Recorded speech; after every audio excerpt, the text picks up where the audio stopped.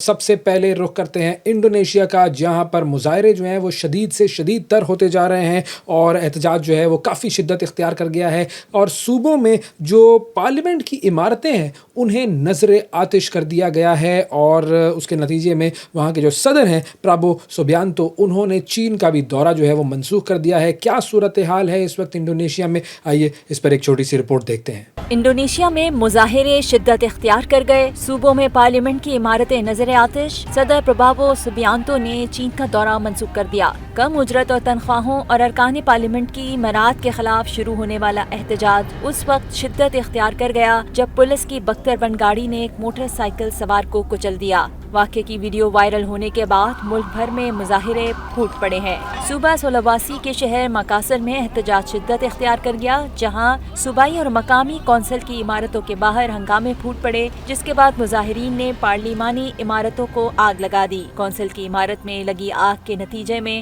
3 سرکاری ملازم ہلاک ہو گئے۔ انڈونیشیا کے صدر نے ملک میں احتجاجی مظاہروں کے سبب چین کا دورہ منسوخ کر دیا۔ صدر پرابو سوبیانتو نے شنگھائی تعاون تنظیم کے اجلاس میں نہ جانے پر چینی صدر سے معذرت کر لی۔ آگے بڑھتے ہیں اور اب بات کرتے ہیں امریکہ کی، جہاں کی عدالتوں کی طرف سے ایک بہت بڑا فیصلہ سامنے آیا ہے، اور فیصلہ یہ ہے کہ امریکہ کی عدالتوں نے کہا ہے کہ ڈونلڈ ٹرمپ نے جو مختلف ممالک پر ٹیرف عائد کیے تھے وہ غیر قانونی ہیں۔ اب اس فیصلے پر ظاہر ہے ڈونلڈ ٹرمپ نے سخت برہمی کا اظہار کیا ہے، اور ڈونلڈ ٹرمپ کا کہنا یہ ہے کہ عدالتیں میری مخالف ہیں، اور یہ جو ٹیرفز ہیں یہ ابھی بھی بالکل لاگو ہیں، اور یہ ٹیرف کسی بھی طریقے سے پیچھے نہیں ہٹیں گے، اور ہم اس معاملے کو سپریم کورٹ میں لے کر جائیں گے، اور سپریم کورٹ میں یہ معاملہ سیٹل کیا جائے گا۔ جبکہ عدالتیں جو ہیں وہ یہ کہہ رہی ہیں کہ ڈونلڈ ٹرمپ کے پاس ظاہر ہے اختیارات تو ہیں، وہ چونکہ صدر ہیں، اور پھر کچھ ایسے حالات ہیں کہ جس کی وجہ سے وہ اپنے اسپیشل پاورز استعمال کر سکتے ہیں، لیکن یہ جو ٹیرف لگانے والا معاملہ ہے یہ ان کے اختیار میں نہیں ہے۔ تو یہ عدالت نے اپنا ایک دو ٹوک موقف دے دیا ہے۔ اب دیکھنا یہ ہے کہ سپریم کورٹ میں جب یہ معاملہ جائے گا تو وہاں پر کیا ہوگا۔ اب یہ جو ٹیرف والا معاملہ ہے اس کی وجہ سے امریکہ کے تعلقات بہت سارے ممالک سے خراب ہو رہے ہیں، اور بہت سارے یورپی ممالک ایسے ہیں جہاں سے پارسلز بھی امریکہ اب نہیں بھیجے جائیں گے۔ بالکل فرینچ اور جرمن یہ پوسٹ آفس، فرانس کے اور جرمنی کے جو پوسٹ آفس ہیں انہوں نے بالکل پیکیجز کی ڈیلیوری جو ہے وہ امریکہ کے لیے بند کر دی ہے۔ اس حوالے سے تفصیل جانتے ہیں، عبدالرحمن ہمارے کورسپونڈنٹ جرمنی سے ہمیں جوائن کر رہے ہیں، ان سے بات کرتے ہیں۔ جی عبدالرحمن، بتائیے گا کہ فرانس اور جرمنی کے پوسٹ آفس اب امریکہ پارسلز نہیں بھیجیں گے؟ جی، جو ٹیرف امریکہ نے پوری دنیا پر لگائے ہیں اس کے اثرات پوری دنیا میں دیکھنے کے بعد اب آہستہ آہستہ وہ اثرات یورپین یونین میں بھی آتے ہوئے نظر آ رہے ہیں۔ جو بھی پوسٹیں امریکہ بھیجی جائیں گی ان کی مالیت 100 یورو سے نیچے ہونی چاہیے۔ جرمنی کی پوسٹ جس کا نام ڈوئچے پوسٹ ہے، DHL کے نام سے بھی مشہور ہے، انہوں نے بھی اب اس چیز کا اعلان کیا ہے کہ بھی پوسٹیں اب بھیجی جائیں گی وہ یا تو کسی کے ایک پرسنل گفٹ کے طور پہ بھیجی جائیں گی، اور کمرشل طور کے اوپر وہ نہیں بھیجی جائیں گی۔ اس کی ایک سب سے بڑی وجہ یہ ہے کہ انہوں نے کہا ہے کہ ٹیرف کے ابھی جو بھی معاملات ہیں وہ ابھی تک کلیئر نہیں ہیں، ان کو یہ بھی نہیں پتا ہے کہ ٹیرف جو ہے وہ کس نے پے کرنا ہے۔ ابھی اس چیز کے اوپر مزید تفصیلات آنا باقی ہیں، اور اس کے ساتھ ہی ساتھ اس چیز کا بھی اندازہ لگانا ابھی مشکل ہے کہ کب تک یہ جو پابندی ہے یہ عائد رہے گی۔ جی،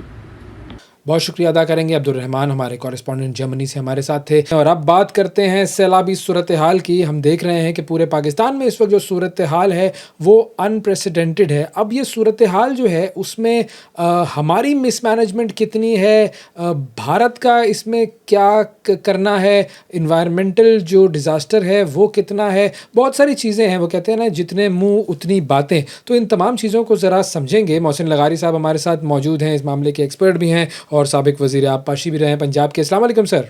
وعلیکم السلام۔ بہت شکریہ سر، آپ نے پروگرام کے لیے وقت نکالا۔ جیسا کہ میں نے کہا کہ وہ جتنے منہ اتنی باتوں والا معاملہ اس وقت چل رہا ہے، تو میں چاہوں گا کہ تھوڑا سا اگر آپ سمجھا سکیں کہ سب سے پہلے الگ الگ لے کر چلتے ہیں۔ سب سے پہلے تھوڑا سا یہ سمجھائیں کہ اس پوری سینیریو میں جو اس وقت ہم پورے ملک میں دیکھ رہے ہیں، ہماری اپنی جو مس مینجمنٹ ہے وہ کتنی ہے اور کیسے ہے؟ ویس ہماری جو مس مینجمنٹ ہے وہ بہت زیادہ ہے۔ ہم نے جب 2010 کا فلڈ آیا تھا تو لاہور ہائی کورٹ نے ایک اس پہ رپورٹ بنائی تھی جسٹس منصور علی شاہ نے، اور انہوں نے بہت ساری چیزوں کی نشاندہی کی تھی کہ ان پہ عمل کیا جائے، جن میں سے ہم نے کچھ زیادہ عمل نہیں کیا۔ میں پنجاب کی آپ کو مجھے تو اسی کا زیادہ پتا ہوگا. پنجاب کے اندر ہم نے ایک لیجسلیشن کی جس کو Punjab river planes regulation act کہتے ہیں, جس کے تحت ہم نے یہ کہا کہ ہم دریاؤں کے ساتھ جو ہے آبادیوں کو نہیں ہونے دیں گے, اور قانون یہ ہے کہ آپ دریا کا جو ریور بیڈ ہے, جو ڈیفائنڈ اس کا زون ہے, اس کے اندر آپ آبادیاں نہیں لائیں گے, تاکہ اس قسم کی چیزیں 2010 والا ایکسپیرینس ذہن میں رکھیں, اور اس بات کو تقریباً اب 15 سال ہو گئے ہیں, اور ہم اس کو نہیں اس میں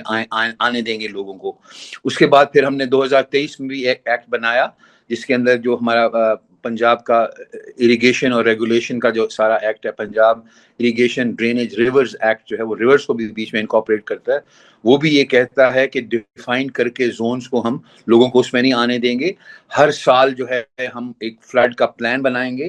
اس کے بعد ہم اس میں جو ہے عمل درآمد کرنے کے لیے اس کا جو ہم نے ہائیڈرولک سسٹمز بنانے ہیں, ان کو ہم باقاعدہ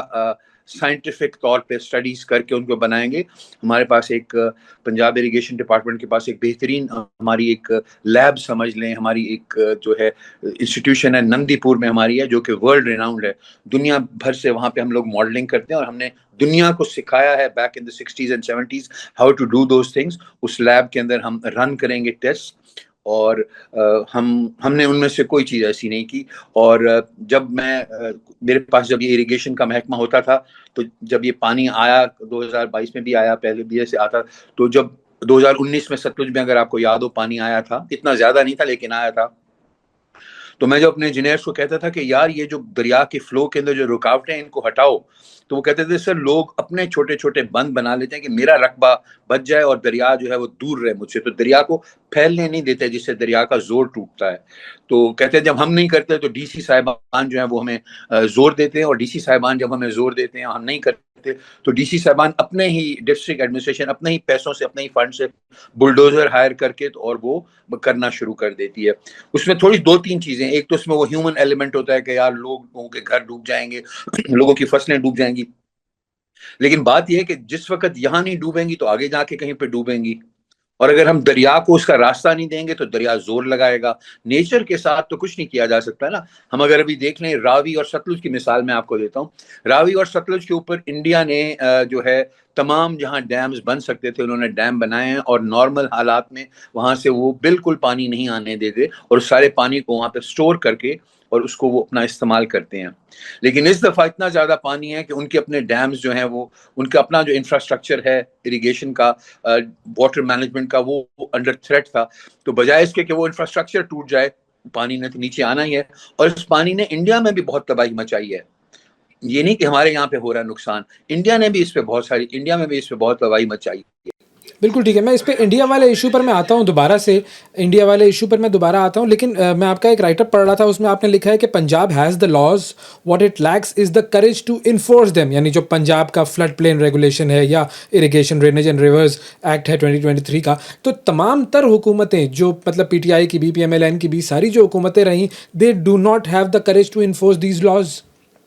اس میں وہی مسئلہ ہو جاتا ہے نا کہ جس وقت آپ لوگوں کو فورسبلی ہٹاتے ہیں تو اس میں ایک ہیومن ایلیمنٹ ہوتا ہے نا, لوگ نہیں ہٹتے وہاں سے. اور پھر میرے جیسے جو پولیٹیشین ہوتے ہیں جن کا وہ علاقہ ہوتا ہے, انہوں نے کیونکہ لوگوں سے ووٹ لینے ہوتے ہیں, تو وہ اپنے لوگوں کے لیے, اپنے الیکٹریٹ کے لیے ان کی سپورٹ میں آ جاتے ہیں, تو وہ ایک پولیٹیکل پریشر ڈالتے ہیں کہ بھائی ان لوگوں کو یہاں سے نہ ہٹاؤ, یہاں سے ان کو بیٹھے رہنے دو. نہیں سمجھتے اس بات کو کہ اس کے بعد اس کا جو نتیجہ ہے اور بھی زیادہ خراب ہوگا, اور یہی ہم دیکھ رہے ہیں نا. اگر آپ کو میں پھر سمجھانے کے لیے چھوٹی سی ایگزامپل دوں, اگر ایک دریا کا جو ریور بیڈ ہے وہ 10 کلومیٹر کا ہے, آپ نے اس کو ٹائٹن اپ کر کے آپ اس کو 2-2 کلومیٹر آپ نے سائڈ سے آبادیاں کر لی, تو وہ پانی جو 10 کلومیٹر میں جس نے پھیل کے جانا تھا, جب وہ 6 کلومیٹر میں آئے گا تو اس پانی کی سپیڈ زیادہ ہوگی, اس کا زور زیادہ ہوگا.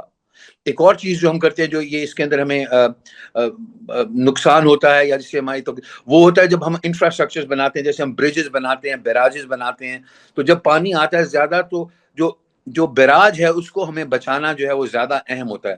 کیونکہ اگر بیراج کا سٹرکچر ٹوٹ گیا تو پھر تو 5-7 سال کے لیے اریگیشن اس علاقے میں نہیں ہو سکے گی. تو پھر ہم یہ کرتے ہیں کہ ہم بریچز کرتے ہیں, ان کے پیچھے ہمارا بریچنگ سیکشنز ہوتے ہیں کہ بجائے اس کے کہ پانی زور سے آ کے ڈیمیج کرے اس انفراسٹرکچر کو, تو پانی کا زور توڑنے کے لیے آپ دیکھتے ہوں گے کہ ابھی بھی دیکھ رہے ہوں گے آپ کے جی وہ لگا دیے ایکسپلوسیو لگا دیے گئے ہیں, اور اب جو ہے پروٹیکٹیو بند کو فلانے بند کو توڑ دیا جائے گا اور اتنا سارا علاقہ زیر آب آ جائے گا اور اتنی بستیاں زیر آب آ جائیں گی. بالکل بدقسمتی سے ان لوگوں کے لیے یہ مشکل وقت آئے گا. لیکن اگر بیراج ٹوٹ جائے گا, اگر قادر آباد بیراج ٹوٹ جاتا ہے تو وہ جو 20 لاکھ ایکڑ کو جو وہ اریگیٹ کرتا ہے, ان 20 لاکھ ایکڑ میں تو پھر دوبارہ نہیں ہوگی نا 4-5 فصل, جب تک کہ بیراج دوبارہ نہیں بنے گا. تو بگر لاس سے بچنے کے لیے بگر ایریا کو اننڈیٹ ہونے اور نقصان ہونے کی بجائے وہ پیچھے والے علاقے کے اندر وہ بریچز کر کے اور پانی کو ڈسٹریبیوٹ کر دیا جاتا ہے.